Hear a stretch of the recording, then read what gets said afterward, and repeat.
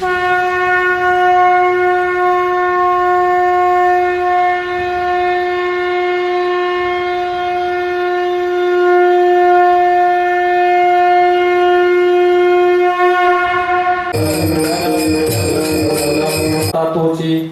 जण मग तोच दाता आहे हे खरं का अनेक दाते आहेत हे खरं?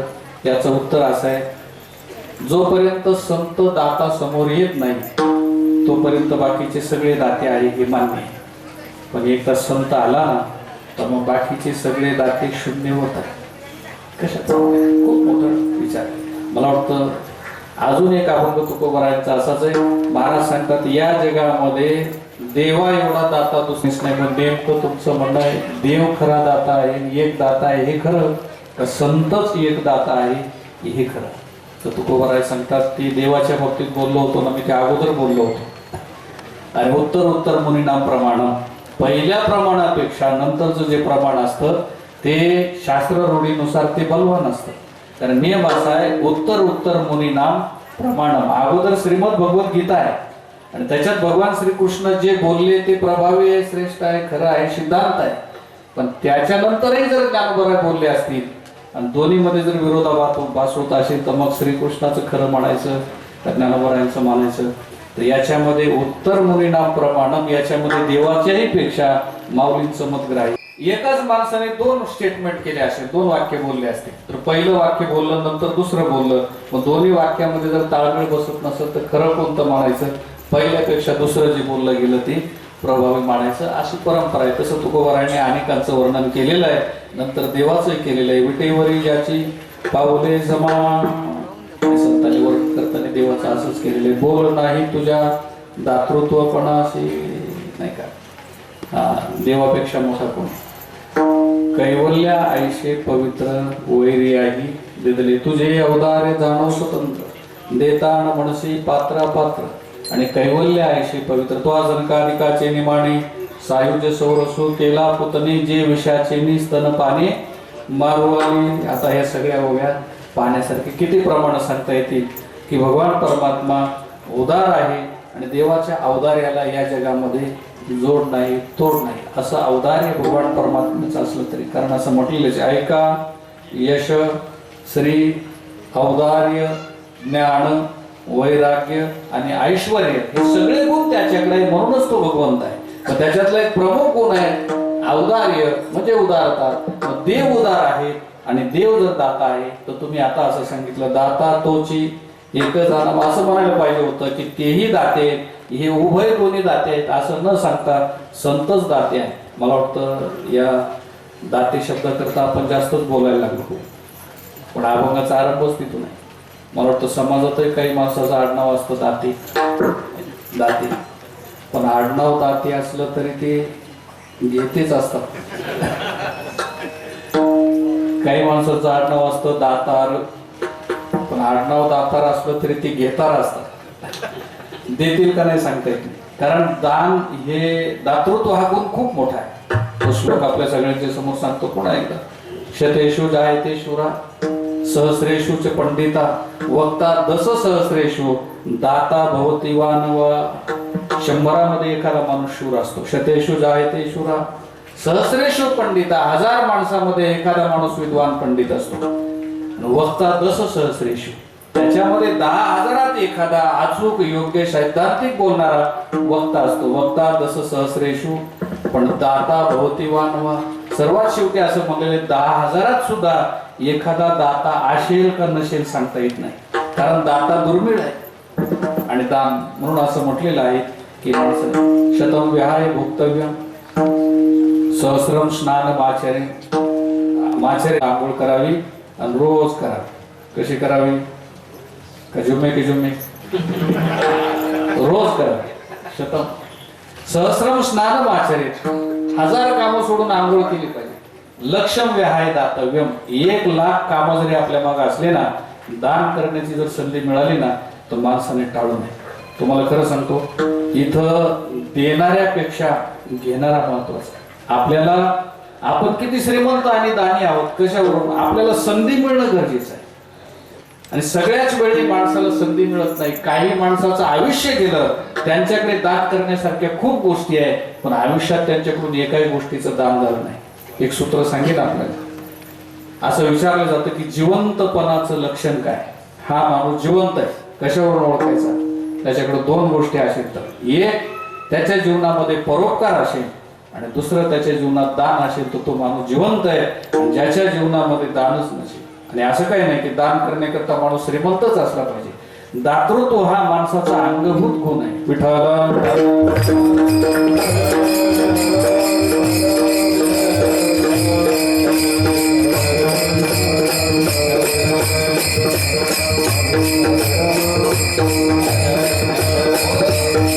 या जगामध्ये संत त्याचं नाव आहे की जो फक्त देण्याकरताच आलेला आहे, फक्त देण्याकरता. तुम्ही म्हणाल देवही देतो संतही देतो, दोन्ही दाते, दोन्ही फरक काय? देव देतो पण अगोदर काहीतरी घेतो नंतर देतो. जो घेतल्याशिवाय देत नाही त्याचं नाव देव आहे. या जगामध्ये साधू विनाकारण आणि काहीही न घेता, प्रतिग्रहणाची अपेक्षा न करता यावत जीवन जो देण्याचंच काम करतो त्याचं नाव संत आहे आणि तो देतच राहतो.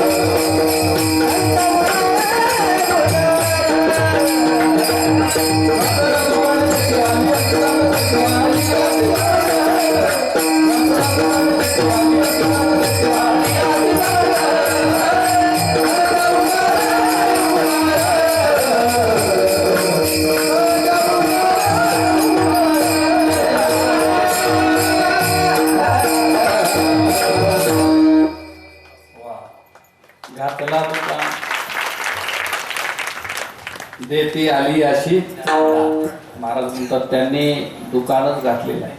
बघ, मला वाटतं कुठलाही दुकानदार दुकान घालतो पण देण्याकरता घालतो का घेण्याकरता? आपला काय अंदाज आहे? इमानदारीने सांग. दुकानदार घेण्याकरता घालतो. तो म्हणतो व्यवसाय सुरू झाला महाराज, फार स्पर्धा झाली, म्हणजे काय झालं, पाहिजे तेवढं मिळत नाही याची खंत आहे. मिळत नाही म्हणून खंत असते, असं दुकान माणसाचं आहे. आणि आपल्याकडून दिलं जात नाही म्हणून खंत असते, ते दुकान संतांचं आहे. आणि संत सांगतात गाताला देव घ्या कोणी, ही खंत आहे. हे अभंग म्हणजे महाराजांची खंत आहे की आम्ही देव घेऊन निघालेलो आहे आणि फुकट घेऊन निघालेलो आहे. देव घ्या फुका न लगे रुका मोल काही, पण महाराज म्हणतात खंत आहे. लोक तरी म्हणतात देव न लगे, देव न लगे. इथं संत देण्याकरता निघाले, त्याच्यामध्ये प्रतिग्रहणाची अजिबात अपेक्षा नाही. त्याचं नाव साधू आहे. देव असला तरी थोडं घेतो. आता देव सुद्धा उदार मानला, कशामुळे? देव घेतो मग देतो, पण माणसापेक्षा देवाचं वेगळं, फार थोडं घेतो आणि खूप जास्त देतो. फार थोडं घेतो आणि खूप जास्त देतो. मला वाटतं 60,000 शिष्यासहित दुर्वास मुनी त्या पांडवांच्या तिथं पोहोचले रात्रीच्या वेळी. कुठं? पांडव अज्ञातवासात वनवासात असताना. मग तेवढे जीव घालण्याकरता माता द्रौपदीकडे भोजन नव्हतंच. मग तिने देवाचा दावा केला. नाही, कृष्ण द्वारिका वाशिन कृष्ण गोपी जनप्रिय. तिने प्रार्थना केली भगवान श्रीकृष्णाची, कोठे गुंतलासी द्वारकेच्या राया, वेळ का सखया लावीला. भगवान धावून आला, पण आल्यानंतर त्याने सांगितलं द्रौपदी घाईघाईने लवकर आलो, मला काय माहिती कीर्तन इतक्या लवकर राहतो. 9चा वेळ जर मला माहित, 7चा वेळ माहित असतं तर 5लाच जेवलो असतो, पण ते माहीत नसल्यामुळे मी तसाच आलो. आता तुझं काम करणारच आहे, काय असेल तू दावा केला ते खरं आहे, पण तुझं जे असेल ते नंतर ऐकेल, पहिल्यांदा मला जेवणाकरता काहीतरी. द्रौपदी म्हणले बाबा त्याच्याकरताच तुला बोला, माझ्याकडे काही नव्हतं, या सगळ्या लोकांना जेवायचे, जी गोष्ट नाही तीच मागतो. देवाचा स्वभाव आहे, जे नाही तेच मागत असतो. पण तरी सुद्धा एक भाजीचं पान द्रौपदीतून त्यांनी घेतलंच. तेवढ्या भाजी पानाच्या बदल्यामध्ये एवढे लोक जेवतात. मग त्याला गरज होती म्हणून घेतलं असं समजा, किंवा त्याला असा खोडसाळपणा करायची सवयच आहे. काही माणसं जे नसलं तेच मागत असतात, जे आहे ते मागत नाही. तसं देवाचा स्वभाव आहे. की देव कोणाकडूनही काही घेतल्याशिवाय सुदामाला अख्खी सोन्याची नगरी दिली, पण कधी दिली? मुठभर पोह्यासाठी. त्याला मुठभर पोह्यासाठी परेशान केलंच, त्याच्याकडून तेवढं मागितलंच आणि त्याला तेवढं द्यावं लागलं. मला वाटतं देव घेतल्याशिवाय या जगात काहीही देत नाही. तो देव आहे संतांच्या याच्यापेक्षा दोन्ही दाते, पण दोन्ही दात्यांमध्ये हे अंतर आहे की देव सुद्धा मोक्ष देऊ शकतो. माऊलीने तर त्या देवाला प्रताडना केली. ते म्हणजे असं आहे की तो त्या पुतणेला मोक्ष दिला आणि याला मोक्ष दिला, जे विषाचे निस्तन पाणी मारू आले, जे तुला विष पाजतात, तुझा विरोध करतात, त्यांनाही तो मोक्ष देतो, आणि जीवनभर जे तुझं भजन करतात त्यांनाही मोक्ष देतो. मग दोन्हीमध्ये काय फरक राहिला? ज्याने आयुष्यभर भजन केलं त्यालाही मोक्ष, आणि मरता मरता एकदाच नाव घेतलं तर अंतकाळाचे मामी त्यालाही मोक्ष. ते म्हणलं येत असं आहे अंधेर नगरी बेबुद्ध राजा, कोई भी चीज उठाव छे आला नाही, तकाशीर भाजी तकाशीर खाला नाही, असं म्हटलेलं आहे की जो भक्त आहे त्यालाही मोक्ष, जो अभक्त आहे त्यालाही मोक्ष, जो कंस आहे त्यालाही मोक्ष, आणि जे तुझे भक्त आहेत त्यांनाही मोक्ष. मग सर्वांनाच मोक्ष देतो, तर भक्तांकरता तू वेगळं काय केलेलं आहे? भगवान सांगतात तुझ्या याच्यामध्ये आम्हाला अवतारे वाटत नाही. देवाच्या अवतार्यामध्ये अनेक प्रकारचं वैगुण्य आहे, म्हणजे दोष आहे, पण संतांचं जे अवतार्य आहे त्याच्यामध्ये कुठल्याच प्रकारचं वैगुण्य नाही. आणि म्हणून जगद्गुरु तुकोबाराय सांगतात माझ्या दृष्टीने या जगामध्ये संत हेच दाते. चिंतन वाढवलं तेवढं वाढत जाईल असं आहे. अनेक दाते असले तरी त्या दात्यांमध्ये आणि संतांमध्ये काही प्रमुख भेद पडलेले आहेत. बाकी दाते आणि संत, कोणी म्हणेल असं आहे दान करण्याकरता श्रीमंती असावी लागते. संत जर दान करतात, ते जर दाते तर त्यांच्याकडे दान करण्याकरता काय भांडवल आहे? मला वाटतं संतांच्याकडे लौकिक भांडवल पाहिलं तर अजिबातच काही नाही, अजिबातच काही नाही. ते संतांच्याच प्रमाणात आपल्या सगळ्या पुढे येईल. महाराज म्हणतात आम्ही सदैव सुरके जवळ येता चोर धाके, जाऊ पुढती भिके कुत्रे घर राखी. ती महाराजांची स्थिती अशी, सगळ्या संतांची अशी. ज्ञानोबा आहे कैवल्य साम्राज्य चक्रवर्ती आहेत या शब्दाचं तात्पर्य आपल्याला माहित असेल. कैवल्य म्हणजे अध्यात्मातलं मोक्ष साम्राज्याचे चक्रवर्ती ज्ञानोबा आहे. पण असे असले तरी त्यांना विचारा तुम्ही राहतात कोणत्या बंगल्यामध्ये? याचं उत्तर आहे सिद्ध बेटातल्या झोपडीमध्ये. कशामध्ये? सिद्ध बेटाच्या झोपडीमध्ये. जो चक्रवर्ती सम्राट आहे, पण अध्यात्मातला चक्रवर्ती सम्राट असला तरी व्यवहारामध्ये दुपारच्या भोजनाकरता आळंदीत मधुकरीची भिक्षा मागण्याकरता जावं लागतं. ती सुद्धा भिक्षा लोक नीट मागत नाही, ही त्यांची व्यावहारिक परिस्थिती आहे. पण जगाला दान करण्याकरता काय श्रीमंती आहे? सगळ्यांनी केलेलं दान संपलं असेल, ज्ञानोबरायांनी केलेलं दान या जगामध्ये कधी संपणार नाही. आजही सप्ताह करून आम्ही ज्ञानेश्वरीचं पारायण करतो. हे माऊलीने दिलेलं दान आहे. विठ्ठल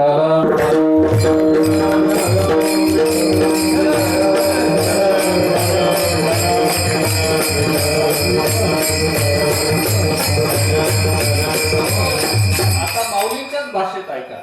समर्थाच्या पंक्ती भोजने तळील्या वरिल्या एकची पक्वाने ते श्रवणे अर्थे पठने मोक्षची लाभे. या जगातल्या प्रत्येक माणसाला मोक्ष मिळेल. जो शिकलेला आहे त्याला तर मिळेलच, जो साधक आहे, जो ज्ञानी आहे. म्हणजे अशिक्षित अडाणी अत्यंत हीन दीन आहे त्यांचं सुद्धा कल्याण व्हावं, आणि त्यांच्याकरताही माझ्याकडे काहीतरी आहे.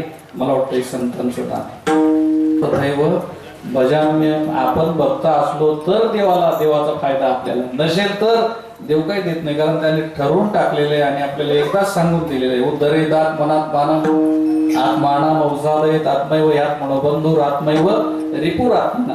तू तुझा शत्रू तूच आहे, तुझा मित्र तूच आहे, तुझा उद्धार तुझ्याच हातात आहे, आणि तुझं पतन सुद्धा तुझ्याच हातात आहे. माझ्या भरवशावर अजिबात राहू नको, कारण मी तुझ्याकरता उपयोगी येईल असं तू मनात सुद्धा आणू नको. देवाचं ठरलेलं आहे. देव कोणाला सुखी करीत नाही, देव कोणाला दुःखी करीत नाही.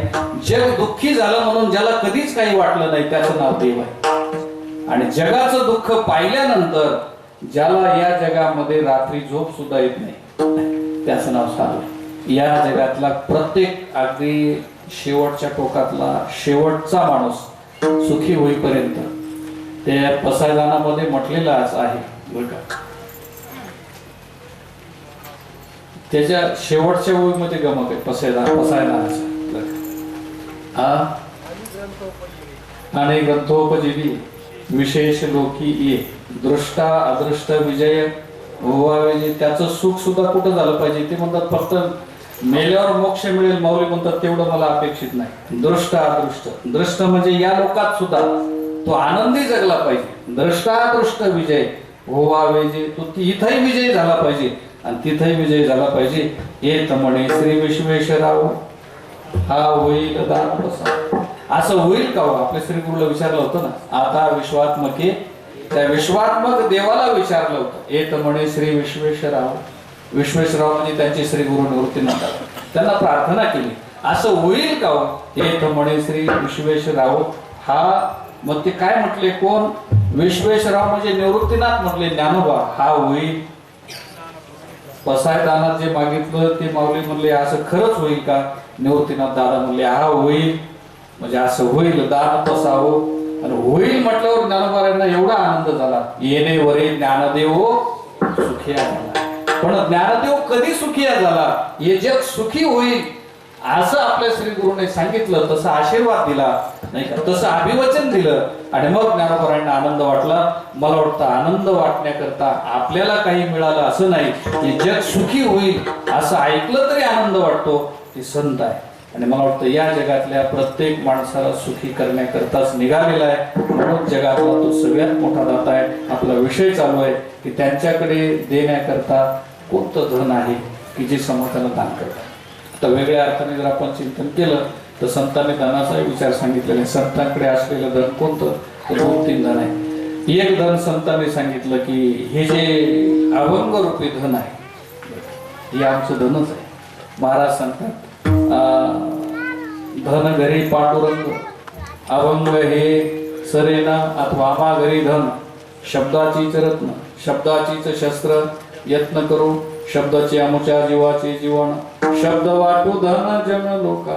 महाराज सांगतात हे शब्दाचं धन आम्ही जगाला देऊ. पहिली गोष्ट, जगामध्ये सगळ्या गोष्टी संपतात, कधीच संपत नाही, त्याचं नाव शब्द आहे. शब्द जगामध्ये कधीच संपत नसतो आणि शब्द म्हणजेच देव आहे. शब्द वेगळा आणि देव वेगळा असं नाही. तुका म्हणे पहा, शब्दाची हा देव, शब्दाची गौरव पूजा कर. पूजा करण्याकरता सगळ्यात श्रेष्ठ उच्चार माणसाकडे कोणता? फुलं, बत्ती, धूप, दीप, तर सगळ्यात श्रेष्ठ उपचार आहे शब्द. शब्दाद्वारे केली जाणारी पूजा. मला वाटतं जगातल्या माणसाच्या प्रसन्नतेकरता आपल्याकडे काय असावं याचं उत्तर आहे चांगले शब्द असावे. एखाद्याला तुम्ही पाणी दिलं तो प्रसन्न होईल पण त्या प्रमाणात, एखाद्याला भुकेलेला भोजन दिलं तो प्रसन्न होईल पण तेवढ्या पुरता. पण प्रत्येक माणूस जर जगातला प्रसन्न करायचा असेल तर शब्दाने जी प्रसन्नता जीवाला प्राप्त होते ती प्रसन्नता जगाच्या पाठीवर दुसरी कशानेच होती. तुम्ही सगळे माणसं अंधाराच्या वेळी पाऊस पडत असताना सुद्धा या सभा मंडपामध्ये रोज येऊन बसतात. काय मिळतं इथं आल्यावर तुम्हाला? याचं उत्तर आहे शब्द मिळतात. आणि हे शब्द जगाच्या बाजारात तुम्हाला दुसरीकडे पुन्हा कुठेही खरेदी करता येत नाही. तुम्ही करोडो रुपये दिले तर मला वाटतं काय मूल्य आहे? एक येणारी व्यक्ती काहीतरी येऊन आपल्याला सांगणार आहे, त्या व्यक्तीचं विशेष नाही. ती व्यक्ती त्या संतांचा एक अभंग घेऊन येते आणि जगातला प्रत्येक माणूस त्या व्यक्तीचं स्वागत करतो. कशामुळे? फक्त तेवढ्या अभंगामुळे.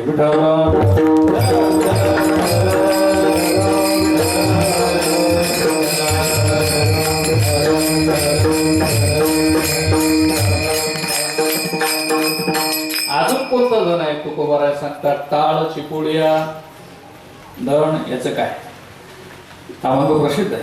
महाराज सांगतात कुणाचं धन काय आहे, कुणाचं धन काय? महाराज म्हणतात आमचं धन आहे टाळ आणि चिपुडिया. आम्हा विठ्ठल जीवन टाळ चिपुडिया धन, हे संतांचं धन. अजून शब्द वाटू धन, हे धन. अजून कोणतं धन आहे? देवाचं नाव हे एक धन. पायोजी महिने राम रतन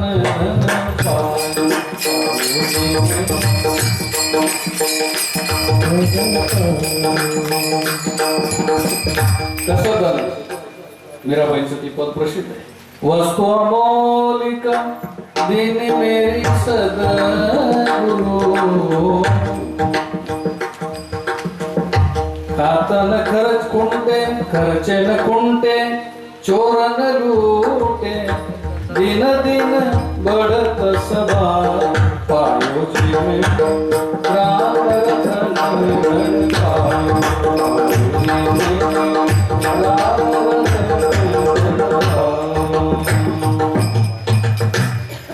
संतांचे अनेक अभंग आपल्याला प्रमाणात सांगता येतील की हे जे धन आहे कोणतं आहे देवाचं नामधन आणि हे धन संतांच्या जवळ असल्यामुळे संत जगात सर्वश्रेष्ठ एक गाणं.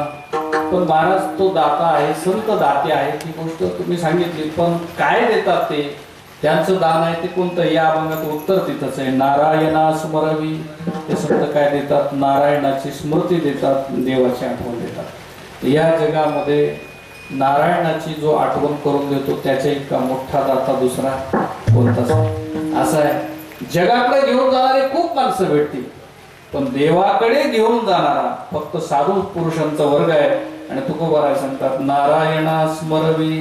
त्या नारायणाचं अर्थात काय सांगतात ते सांगतात बाबा एक नारायणाच्या नावाचं स्मरण करून देतात असा एक अर्थ आहे. नारायणा स्मरवी. मग ते सगळे अभंग आपल्याला पाहते. राम राम स्मरावी लावू करागाठ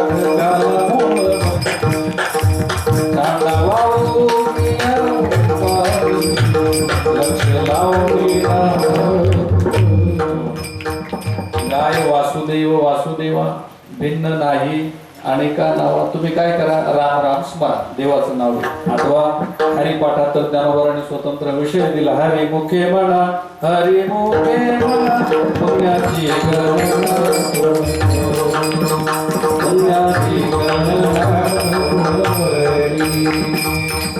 काय दिले तर हरी दिला. नाथ महाराज सांगतात हरिमुखी गाता हरपली चिंता त्या नाही मागुता जन्म गेले विठ्ठल विठ्ठल मना वेळोवेळा हा सुख सोहळा. अथवा सांगतो तुम्हासी बजारे विठ्ठला नाही तरी गेला जन्म वाया नारायण गाय नारायण गाय. आता हे किती प्रमाण संतांनी आपल्याला त्या नावाची आठवण करून दिली आणि ते नाव दिलं. खरं म्हणजे या जगात आपला श्री गुरु आणि संत आपल्याला काय देतो याचं उत्तर आहे देवाचं नाव देतो, एखादा मंत्र देतो. मला वाटतं आपल्या संप्रदायाचा मंत्र सगळ्यांना माहितीच आहे. मंत्र दिला राम कृष्ण हरी बाबाजीने स्वप्नी येऊन तू कयाला. मंत्र दिला राम कृष्ण. काय दिलं श्री गुरुने? तुकोबाराने अभंगात आपल्या परंपरेचं वर्णन केलं, बाबाजी महाराजांचं तोंड वरून वर्णन केलं. सापडविले वाटे जाता गंगा स्नाना मस्तकी तो जाना ठेवीला कर. आणि जो मंत्र त्यांनी दिला ते म्हणतात त्याच्या बदल्यात त्यांनी माझ्याकडून काहीच घेतलं नाही. परी नाही घडली शेवा काय. मला वाटतं श्री गुरु माणसाला काय देतो? काही माणसं म्हणत असतात की आमच्या आई वडिलांनी आम्हाला काय दिलं, आमच्याकरता काय करून ठेवलं. खरं म्हणजे त्यांनी काहीच द्यायचं नसतं, फक्त आपल्याला जन्म द्यायचा असतो. बाकी जे मिळणार आहे ते आपल्या प्रयत्नाने आणि आपल्या प्रारंभाने. दुसरी गोष्ट आहे श्रीगुरूने आमच्याकरता काय दिलं. बरेच लोकांची गादीवरून भांडणं असतात, म्हणजे गृहस्थी लोकांचं साधू लोकांचं काही फार वेगळं नाही. जे संसारातले लोक भांडतात ते आश्रमातले भांडतात. जशी यांचे भांडणं आहेत तशी त्यांची भांडणं आहेत, त्याच्यापेक्षा वेगळं काही नाही. मग कशामुळे? ज्याला गादी मिळाली तो खुश राहतो, ज्याला मिळाली नाही तो म्हणतो आमच्या श्रीगुरूने काय दिलं. खरं म्हणजे श्रीगुरूचं काम एवढंच आहे की त्याने देवाचं नाव शिष्याला द्यावं. मला वाटतं देवाचं नाव दिलं म्हणजे काय दिलं? देवच दिला. देवाचं नाव दिलं म्हणजे देवच दिला. त्याच्यामुळे नावावर अशी निष्ठा असावी. एखादं नाम जर आपल्याला प्राप्त झालं, राम असेल कृष्ण असेल हरी असेल जे असेल, ते नाव म्हणजे अक्षर नाही, ते नाव म्हणजे शब्द नाही, ते शब्द म्हणजे मंत्र आहे. आणि मंत्र साक्षात देव असतो. ईश्वराचं नाव आपल्याला देऊन ईश्वरच आपल्याला देतात, अर्थात ईश्वराची स्मृती करून देतात. या जगामध्ये सगळ्यात मोठं धन काय? मला वाटतं श्रीमद भागवताच्या दुसऱ्या स्कंदामध्ये खूप चांगली कथा आलेली. त्या कुंती मातेची स्तुती आलेली भगवान श्रीकृष्ण करतात. भगवान श्रीकृष्ण प्रसन्न झाले. धर्मराज म्हणजे युधिष्ठिर भारत देशाचा चक्रवर्ती सम्राट राजा झाला आणि राजमाता कुंतीला भगवान श्रीकृष्णाने विचारलं की हे कुंती माते काय पाहिजे तुला? कुंती मातेने सांगितलं श्रीकृष्णा आता न मागता सगळं मिळालं, मागायची काय गरज आहे. माझा मुलगाच राजा झाला, मी राजमाता झालो, मला एकच पाहिजे. विपदा संतोन शाश्वत तत्र तत्र जगद्गुरु भवतो दर्शनम आता पुनर्भव दर्शनम. काय पाहिजे तर काहीच नाही, अखंड तुझ्या नावाची आठवण असावी. आता तिसरा अर्थ सांगतो. नारायणा स्मरणी नाव देतो एवढंच नाही, तिसरा अर्थ आहे आपल्याला संत सांगतात बाबा न त्वम देहो न इंद्रियानी न प्राणो न मना. तू देह नाही, इंद्रिय नाही, माणूस नाही, शरीर नाही, प्राण नाही, मनुष्य नाही, मग तू कोण आहे? तो साक्षात नारायण. तुका म्हणे कैची की कोठे जीव निराळा, बाबा तू नारायणच आहे. याचा अर्थ आपल्याला आठवण करून देतात, नारायणा स्मरवी. अनेक बाकीचे लोक सगळे देतात आणि संत देतात, याच्यात काय फरक आहे? अभंगाच्या दुसऱ्या चरणात ते आता पहिल्या चरणात शब्द आला एक आणि दुसऱ्या चरणात शब्द आला अनेक. एक शब्द येतो तेव्हा ईश्वर अर्थाने येतो आणि अनेक शब्द येतो तेव्हा संसार अर्थाने येतो. नानात्व हा संसाराचा धर्म आहे आणि एकत्व हा ईश्वराचा धर्म आहे. एकमेवा द्वितीयम, आपुला तो एक देव करून घ्यावा. महाराज म्हणतात दाता तोची एक जाणा नारायणा, एक नारायणा स्मरवी तोची दाता. हा एक शब्द संतांकरता लावा, नाही तर एक शब्द देवा करता लावा. एक नारायणा स्मरवी असा जो आहे तो दाता, आणि एक सोडून अनेक नाशिवंती, दुसरे जे आहे ते नाशिवंत. दुसरं जे आहे नाशिवंत म्हणजे कसं आहे तर संपूर्ण श्रीमद भगवद्गीतेचा 15वा अध्याय त्याच्यात लावून घ्या. नरोपमस्येह तथोपलभ्यते नामतो न चाद्रिन च संप्रतिष्ठाश्वत्थमेनं सुविरूढमूलम असंग शस्त्रेण दृढेन चित्वा. जे अनेक विध आहेत ते संसाराच्या दृष्टीने आहेत. मला वाटतं बाकी सगळे दाते आहेत, पण कसं आता सध्या लाईट लागलेली आहे, आपण आहोत एवढ्या जागी प्रकाश आहे, आपल्या बाजूला अंधार आहे. जर बाजूला उजेड करायचा असेल तर काय करावं लागेल? काय नाही, हे साऊंड सिस्टम नाही का प्रकाश व्यवस्था ज्यांनी आपल्याला दिली यांना सांगावं लागेल की 1-2 फोकस बाहेर लावा. बरं बाहेर लावले, त्याच्या पलीकडे पुन्हा अंधार आहे, तिकडे काय करावं लागेल? मग 10-5 तिकडे लावा. मग त्याच्या पलीकडे पुन्हा अंधार आहे, तिकडे काय करावं लागेल?